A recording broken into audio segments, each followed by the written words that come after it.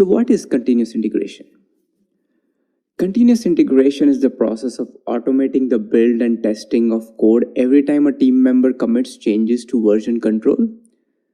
CI encourages developers to share their code and unit test by merging their changes into the shared version control repository after every small task completion. Committing code triggers an automated build system to grab the latest code from the shared repository and to build, test, and validate the full master branch. So CI emerged as a best practice because software developers often used to work in isolation and then they need to integrate the changes with the rest of the team's code base. Waiting for days or weeks to integrate code creates many merged conflicts, hard to fix bugs, diverging code strategies, and duplicated efforts. So CI requires the development team's code to be merged to a shared version branch continuously to avoid problems. And then CI keeps the master branch clean. So teams can leverage modern version control systems such as Git to create short-lived feature branches to isolate their work. Then the developer submits a pull request when the feature is completed, and on approval of pull request, the changes are merged into the master branch. Then the developer can delete the previous feature branch. Then the development teams repeat the process for additional work, and the team can establish branch policies to ensure master branch meets desired quality criteria. And then team use build definitions to ensure that every commit to the master branch triggers the automated build and testing process. Implementing CI is the way to ensure bugs are caught earlier in the development cycle, which makes them less expensive to fix. Build, test, and release software in short cycles. And then it depends on automation at every stage so that cycles can be both quick and reliable. So here you deliver your software. So that's continuous delivery, and you're continuously delivering the software. What is continuous deployment? It is pretty similar to continuous delivery, but it is the process by which qualified changes in software code are deployed to production as soon as they are ready. So over here in the deployment, only qualified changes are moved to production. So what do I mean? Let's look at a diagram to clarify the difference between continuous delivery and continuous deployment. So over here, a developer commits the code to version control. It is automated and built, and then it's automatically deployed to staging, and then it's deployed to production. But this portion from version control to the build system and building is part of continuous integration. And then from there, the entire pipeline can be termed as continuous delivery or continuous deployment. But the difference between continuous delivery and continuous deployment is continuous delivery has a manual approval, whereas continuous deployment has automatic approval from staging to production. So that's where continuous deployment and continuous delivery are different. Well, overall, it serves the same purpose, moving the code from version control to production, as you can see over here. But the key difference in continuous delivery is the manual approval step, and the deployment is the automatic deployment all the way to production. So that's the key difference between continuous delivery and continuous deployment. In blue-green deployments, usually you have an existing environment. So let's say we call it as blue environment. Then when you want to deploy your code, you create a new environment. So in cloud, it's just easy. You spin up few instances, or if you are using ECS, you spin up your ECS cluster, or if you're using BeanStalk, create a new BeanStalk, or whatever you're using for deploying your application or for hosting your application, you spin up a completely new environment. And with cloud, it's really easy these days. So now you have two environments. The blue environment contains your current code, and the green environment contains your new code. Then all you do is switch your DNS. So all the traffic will now be routed to the new environment instead of the old environment or the current environment with the new code. And why do we do that? So let's say, for example, if you do a new deployment in the using the new environment. And if something goes wrong, if users are getting errors and things like that, you don't have to worry too much. You can just redirect the traffic back to the blue environment by just changing your DNS entry, and then troubleshoot the green environment. So you don't have to do that in a live environment. So that's where blue-green deployments are really useful. Like in few years back, there was no concept of blue-green. So people or everybody used to deploy their code in the live environment, and if something goes wrong, then you have to troubleshoot the application on the live environment, and then users are not able to log in if there are errors during deployment and things like that, and then it creates a lot of stressful situation for the business and for the developers as well. So with blue-green deployment, that is pretty much resolved by creating a new environment for your new code and then just switching the traffic through DNS, and then reverting, or and if you want to revert your application back, all you need to do is just switch the DNS entry. Typically in AWS you have Route 53 where you do that.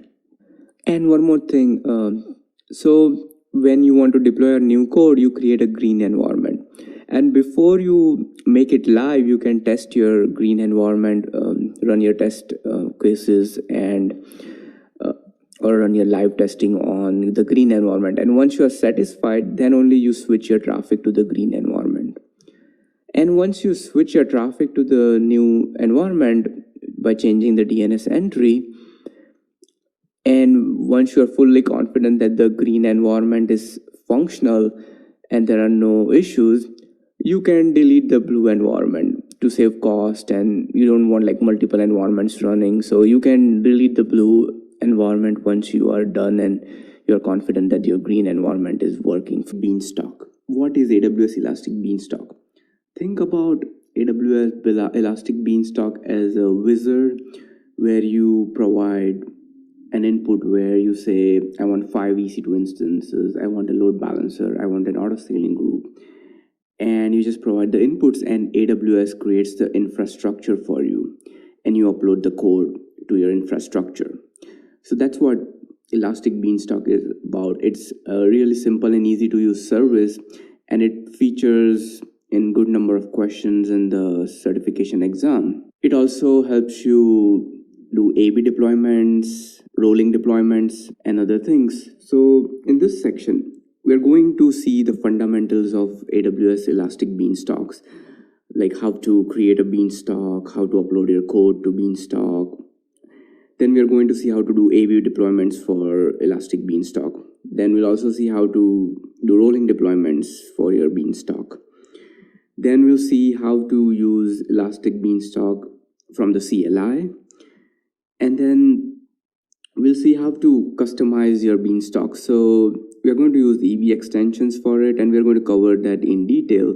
But if you have your Beanstalk created through the AWS console or through the CLI, but if you want to have additional customizations, then you can do that as well using EB extensions and CloudFormation. And then we're going to see worker environments in Elastic Beanstalk. So if you want to do some heavy lifting, then you don't have to have your EC2 or the server do all the heavy lifting. You can offload the heavy lifting like image processing or sending emails or things like that to a worker environment. And we'll see how to set up a worker environment in Elastic Beanstalk as well. So Elastic Beanstalk is a very easy to use service, and you'll enjoy using Elastic Beanstalk. I recommend you try out each and everything discussed in these videos so that it will help you also understand the concepts, and it will help you in your exam as well. Food delivery company, and your application team has written an application. Now it's time to deploy it to production in cloud, but you want to do it really quickly and you didn't really plan it in the beginning. So now how are you going to do that? So there comes Elastic Beanstalk to the rescue. So I'm going to go to my AWS console and go to Elastic Beanstalk. Now I'm signed in as a root account. You could sign in as an admin or a user who has complete access to Elastic Beanstalk. So keep in mind about the access.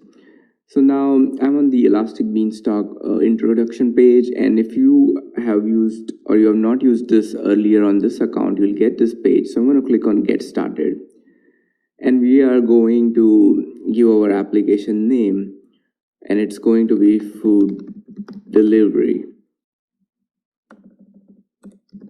if I can spell it correctly, and choose a platform. So let's say it's a Node.js application. So you can select different platforms over here, whichever your application code depends on. So it could be a Tomcat application, a Node.js, a PHP application, and the other options that are available.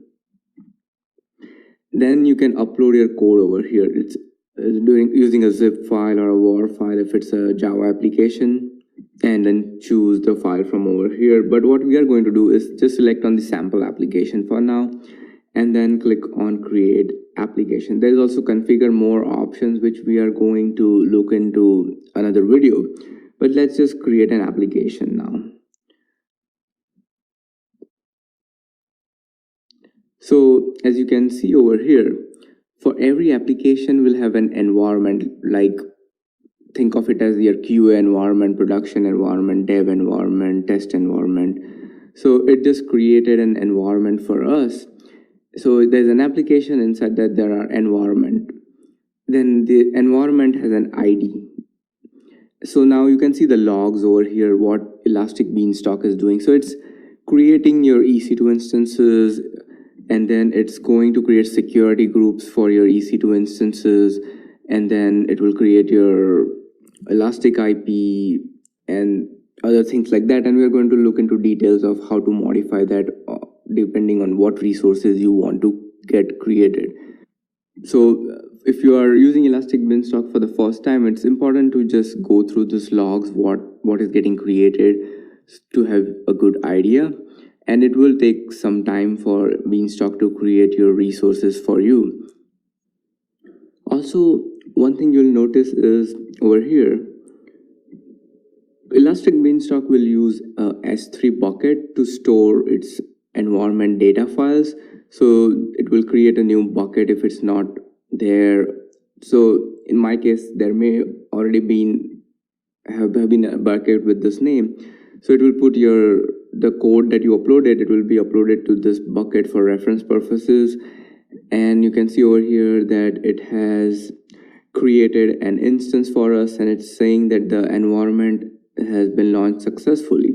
So let me go back to the food delivery application, and you can see our environment is up and running. It's green. So whenever it's green, it means we are good to go. Our Beanstalk has been created, the health is okay. So now how do I access my application? So if you go over here, there's a URL. So when I click on that, you can view our application to the URL that is provided.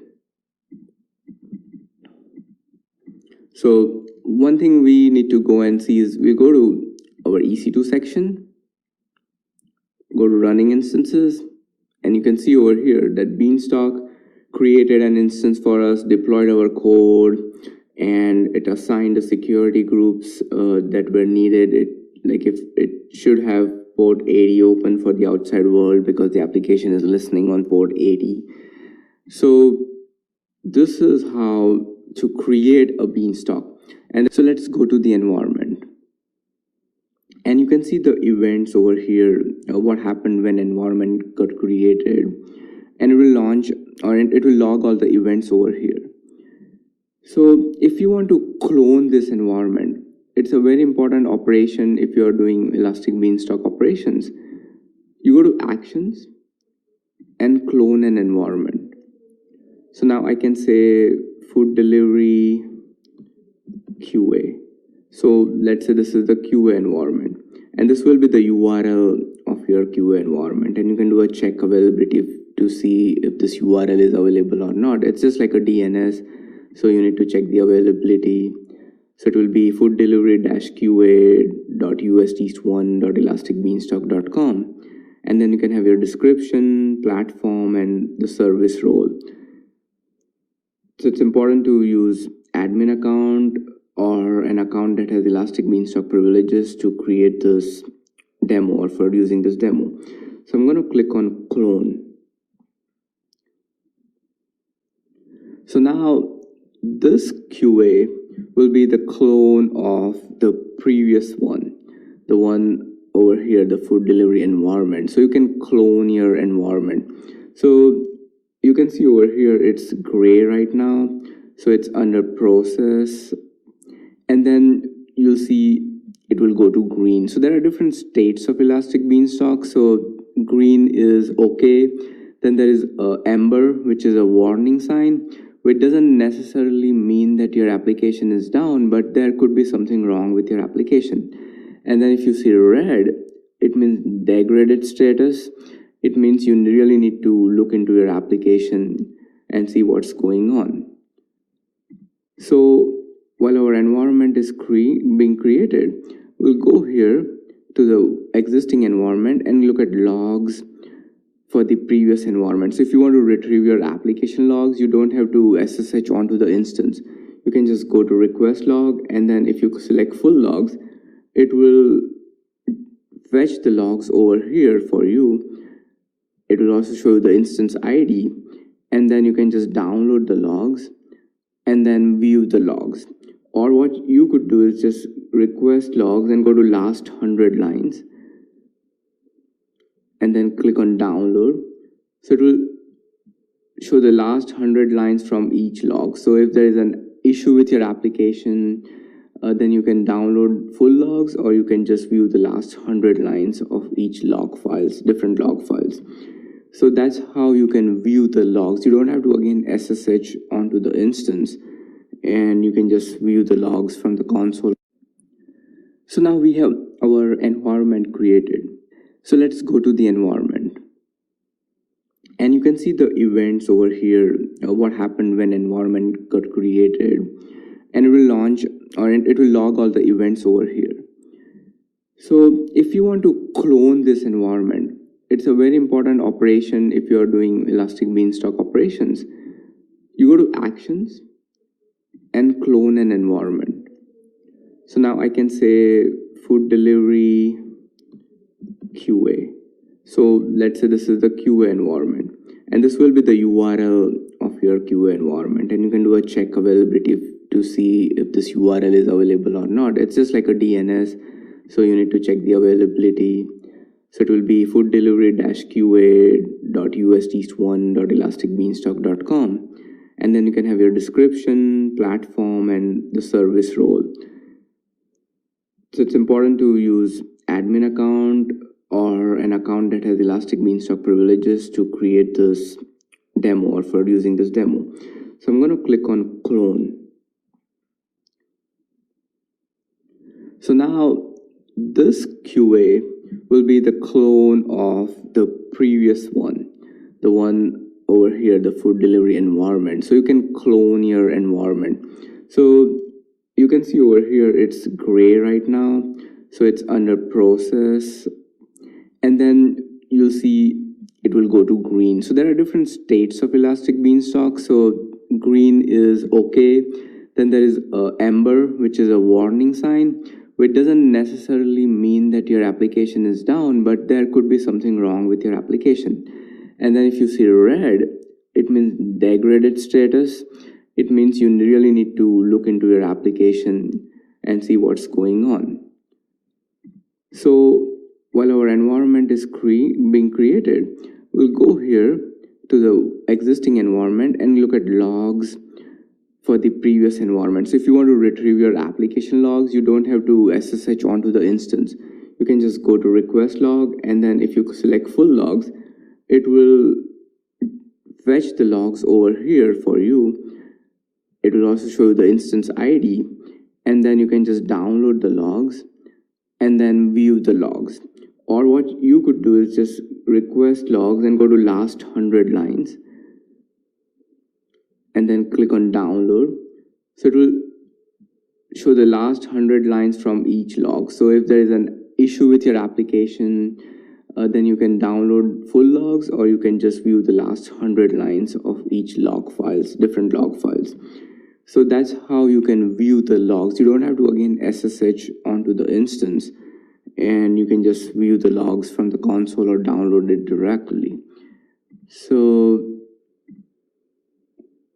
we are still waiting for the clone to get ready. So now our clone is ready, and if you go to the URL, you'll see that it's the exact replica of our previous version. So in that way, you can clone your environment deployments in Elastic Beanstalk. So what do we mean by blue-green deployments or AB deployments or red-black deployments? It means that, let's say we have this environment over here. Now I want to create a new environment with a new code. So what I'm going to do is I can upload my code directly to this environment, like I can deploy a new code over here. But instead of that, I'm going to create a new environment with new code. And essentially what I'm going to do is just swap the URLs, and the new environment will become the live one and this one will become the old environment. And let's see how we're going to do that, and it will make sense when we actually do it. So what I'm going to do is go to S3,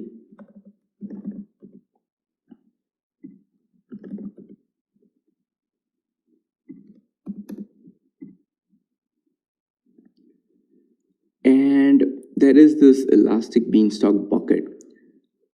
So it will have the source code for our application.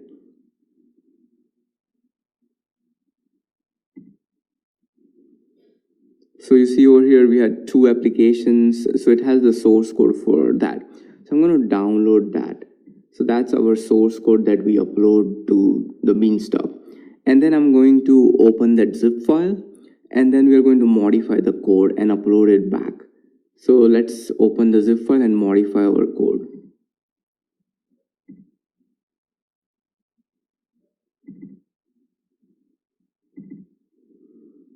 So I'm inside that zip file.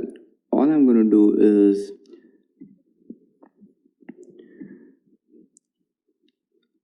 so I'm over here in the index.html file. I'm going to just write congratulations v2. So this is the version 2 of our application. So I'm going to go back and zip the folder. So I'm over here.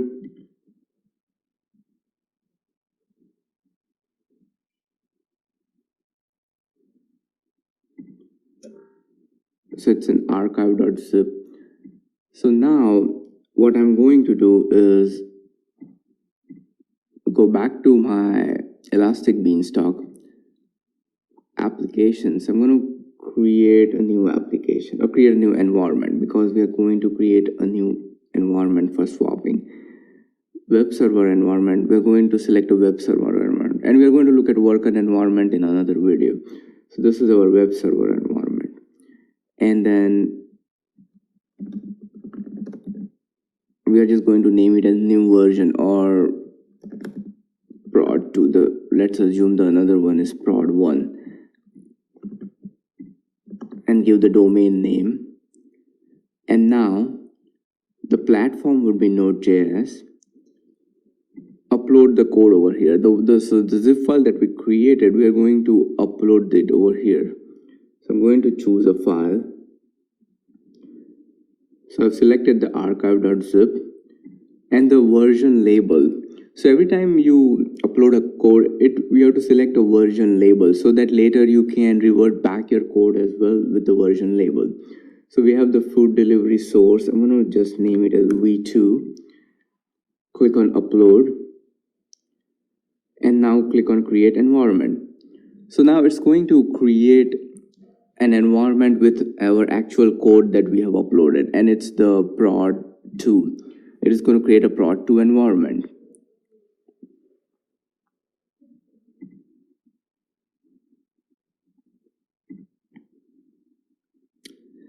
So now our prod 2 is ready. Now let's look at what we have, and you can see over here it has the v2, so it's a new version. So now for AB deployment, we have this original production and this is the new production. And let's say this is the live one, but now you want to make this as live one. So what I'm going to do is go to the current one, go to actions, And there is this option called swap environment URLs. So now what you are going to do is, this is the current environment and we want to swap it with the prod 2, not with the QA, but with prod 2. So we are going to swap prod 1 and prod 2 and then click on swap. So basically it will swap this URL. So the prod 2's URL will be swapped with the previous prod's URL. So now you can see that the prod 2 will have version v1 and the prod will have version v2. So if I go to this one and then go over here, it has v2 now. So basically we swapped the URL, so the user will be able to see the new version of the code. And now if something goes wrong in your deployment, or if you are not happy with what the user is seeing, you can again swap back your URL. You can go to actions and then swap environment URLs, and then again swap back your URLs. And I can go back, swap environment URLs, and then select so I can swap prod 2 with the prod again if your deployment goes wrong, or after deploying you feel that you're not happy with the changes. So this is A/B deployment, where you don't directly deploy the code to the environment, you create a new environment. Like in this case, we created prod 2 with the new version, and we just swapped the URLs. So the user that was going to prod 1 will be going to the new version of the code. That's the difference. Let's say I want to terminate QA, like I want to delete all the resources that were created. So I'll go into the environment, go to actions, and then click on terminate environment. So this will terminate the environment, but it will ask you for the environment name again. If I can spell it correctly, and then click on terminate. So this will terminate everything it created, and it will terminate the environment. So let's go back to prod 1, and you go to actions, you see different options over here. We already looked at swap environment URL, clone environment. There's this restart app servers. So in case if you want to restart your application servers, you can choose this, and BeanStalk will restart the application servers for you. The other option is rebuild environment. So if you rebuild environment, BeanStalk will recreate all the resources for your environment. So it will recreate the security groups, recreate the instances and things like that. So if you want to do that, first of all, clone your environment so you're safe in case the rebuild goes wrong. And so that's why it's important to clone the environment. So in case if the rebuild goes wrong, you can swap the URL with the cloned one. So you can just click the rebuild environment. So let's just rebuild. So it's now updating your environment, and you can view the events. So it's saying rebuild environment is starting, and then it will perform all the operations like recreating security groups and EC2 instances and whatever resources it had allocated. And you can see over here, this environment is being terminated, and so it's in degraded status. It's in red because it's failing a lot of health checks and things like that. So the environment state is severe. So that's where you can see the different environment statuses. And eventually it will be invisible once it's done, once it's deleted. And then we are already rebuilding this. So it's terminating the EC2 instance, and then it will spin up a new one. So that's how you rebuild an environment and you terminate the environment. And then those are the different things you can do from the drop down, the actions and the BeanStalk options. Into the environment again. So I'm selecting a healthy environment, and you can see over here different sections like configuration. And over here you can configure different options for your BeanStalk. Like if you go to modify, and you can change the instance type over here. Like I want T2 micro, then it will change it to T2 micro. And then the monitoring, like how frequently do you want to monitor your instance.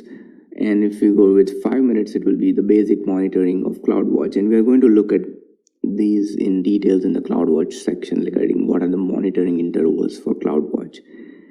And then there are different options available, like with security group. So we did modify the T2 micro. So I'm going to just click on apply. So now it's asking us or warning us that it's going to change T1 micro to T2 micro. And I'm just going to click on confirm. So now it will again rebuild our environment, change the instance type from T1 micro to T2 micro in case you want to upgrade your instance. But again, it's always safe to clone the environment and then make the changes instead of changing directly on your live environment. So this is terminated from the previous video. It will stay there for probably an hour in this gray status. And this is still rebuilding. And you can see the health is pending, and you can see click on the causes over here, and it will show you if there is an issue with your instance. It will show you the details over here. So the logs we already saw how to get the logs. So let me go to the healthy environment, the logs, health. It will show you the instance health. So status is okay, and it will also show you if you have like 5 instances. It will show you the health of each instance, and if one of the instances is failing a health, it will show it over here. And you can select the instance, and there are instance actions, like you want to reboot the instance from here or terminate the instance. You could do that. And then monitoring. So here is an important part. Like you can have a whole dashboard of your entire BeanStalks.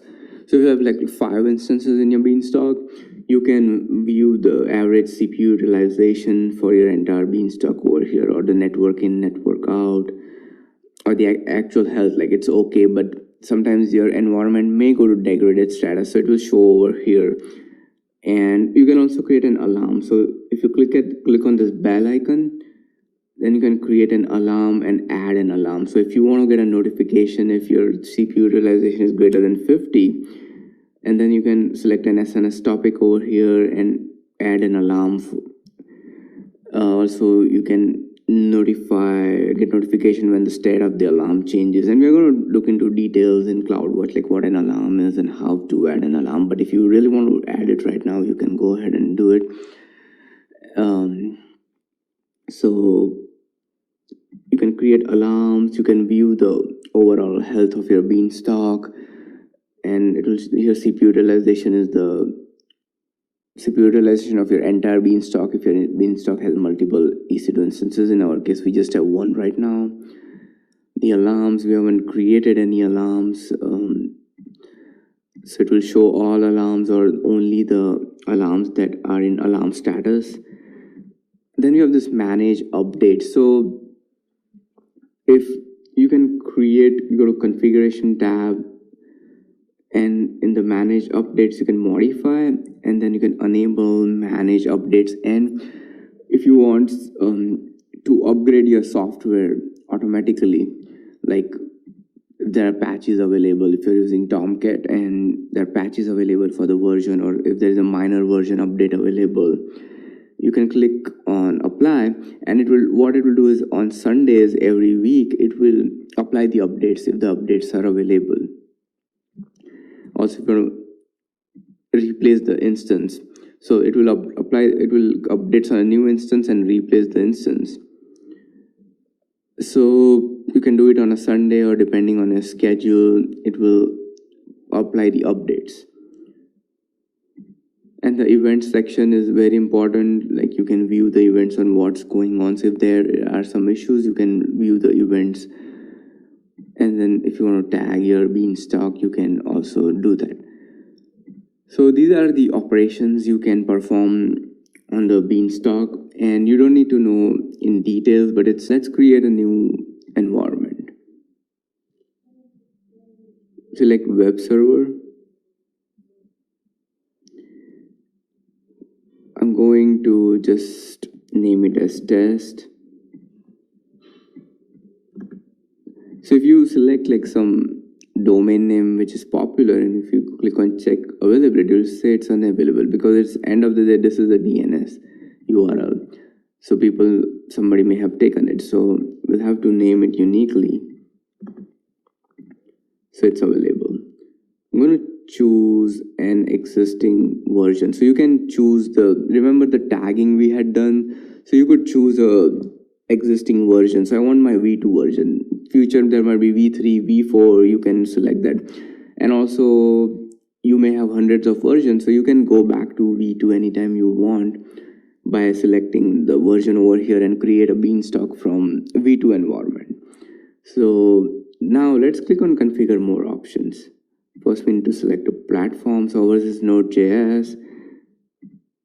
So now I'm going to click on configure more options.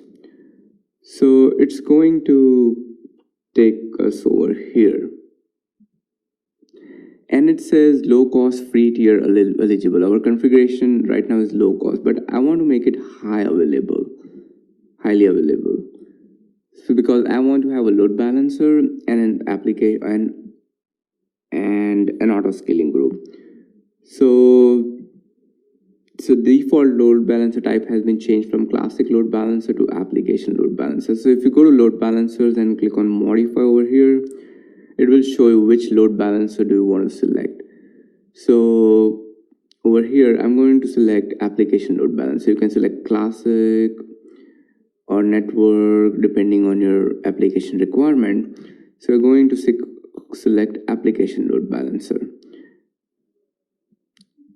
And then there are all the rules that are available with that. And then I'm going to click on save. So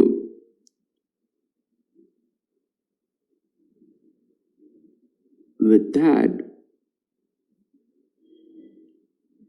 we can click on create environment. So now our application, this new one, will have a load balancer. Earlier we just had an instance. Now the instance will be behind a load balancer and an application load balancer.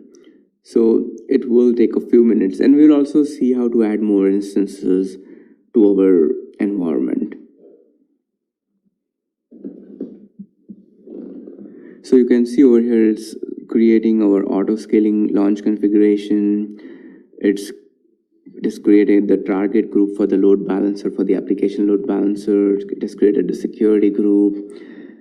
So after a while, everything will be created and we'll have an environment with load balancer and auto scaling group.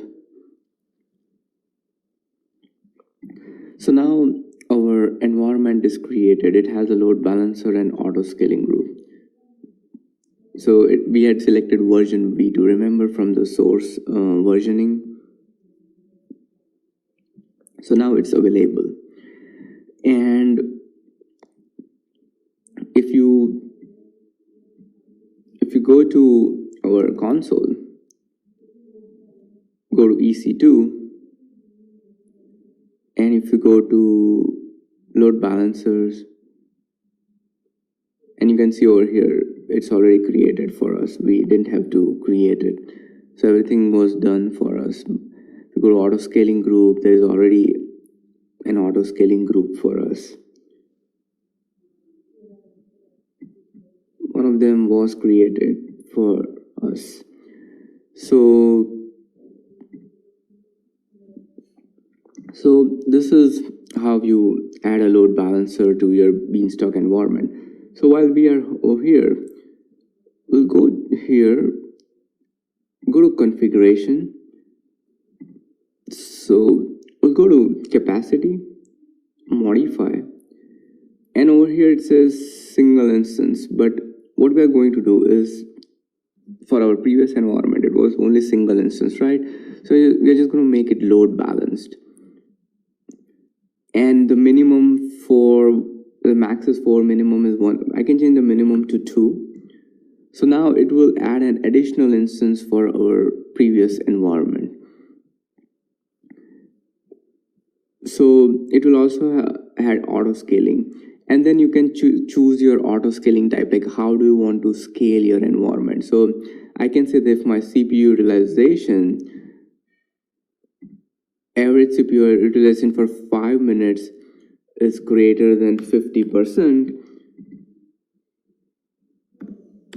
then increment my EC2 instance by 1. So that's like auto scaling your environment, and we are going to look at auto scaling in detail.